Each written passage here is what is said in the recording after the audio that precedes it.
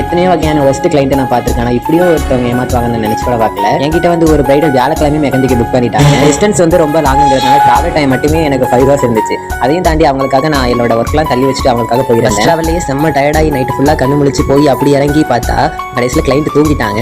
அவங்க என்ன சொல்லிட்டாங்கன்னா அவங்களோட ஹஸ்பண்ட் தூங்கினாலும் பரவாயில்ல, தூங்கின கையிலே போட்டுவிடுங்கன்னு சொல்லிட்டாங்க. சரின்னு வேற வழி இல்லாமல் வந்துட்டு அவங்க கையை எடுத்து நான் மட்டும் போட ஸ்டார்ட் பண்ணிட்டேன். நான் மெகந்தி போட்டதுலேயே ஒஸ்ட் கிளைண்ட் நான் இவங்கள தான் சொல்லுவேன். ஏன்னா இவங்க கையை தூங்கிட்டு இருக்கும்போது கை ஒரு பக்கமாக இழுக்கிறாங்க, கட்டவரில் தனியாக போகுது. அதுக்காக நான் விட்டுருவேன்னா என்ன, கை முறிஞ்சாலும் பரவாயில்லன்னு ஒவ்வொரு வரலாம் தனித்தனியாக எடுத்து நானும் மெகந்தி போட ஸ்டார்ட் பண்ணி அப்படியே முடிஞ்சிருச்சு. ஒரு வழியாக அமௌண்ட் வாங்கிட்டு கிளம்ப வேண்டியதான் நினைக்கும் போது தான் ஒரு ட்விஸ்ட் வச்சு சரியான ஒஸ்ட் கிளைண்டாக இருப்பாங்க போல. கண்ணு முடிச்சு பார்த்து இந்த டிசைன் நான் கேட்கவே இல்லையே, உங்களுக்கு நான் அமௌண்ட் கொடுக்க முடியாதுன்னு சொல்லிட்டாங்க. அவங்களோட ஹஸ்பண்ட் தான் சொன்னாங்க மார்னிங் சீக்கிரம் எந்திரிக்கணும், ஸோ நீங்கள் எந்த டிசைன் வேணாலும் போடுங்க சொன்னதால எனக்கா தோணுன ஒரு டிசைன் நானும் சூஸ் பண்ணி செலக்ட் பண்ணி போட்டுட்டேன். கடைசியில் அந்த மேடம்க்கு பிடிக்கலன்னு அவங்களும் அமௌண்ட் தர மாட்டேன்னு சொல்லிட்டாங்க. போட்டதுக்கு கூட அமௌண்ட் கொடுக்க முடியாது சொன்ன ஒஸ்ட் கிளைண்ட் வேற யாரும் இல்லை, எங்கள் அப்பாவும் எங்கள் அம்மாவும் தான். ஹாஸ்பிட்டலேருந்து கண்ணு முழிச்சு வந்தாங்க. கடைசியில் அமௌண்ட் கூட கொடுக்க நானும் ட்ரைனிங் பண்ணுறதுக்கு ஒரு கை கிடச்சிச்சுன்னு மெகந்தி போட்டுட்டு தூக்கிட்டேங்க. Tata bye bye.